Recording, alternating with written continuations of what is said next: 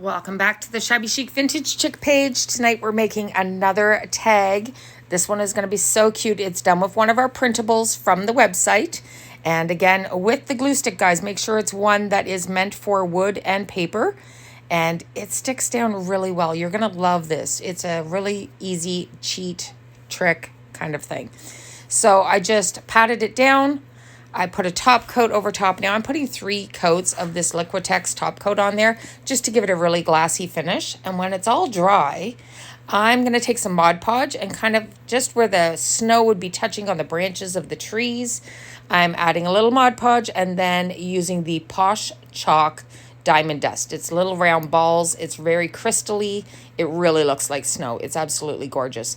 And this time I thought I would edge it off. So I've taken a little twine and I want the seam to be hidden. So I'm doing it above the hole in the ornament. And I'm just going to go around with a bit of hot glue and stick fast. I kind of do it back and forth. And it turns out so gorgeous, guys. I think you're really going to love this. So just make sure it's all stuck down into place. And again, that seam, I hide it at the very top because when we add some more twine in here, you're going to see it totally disguises that little join.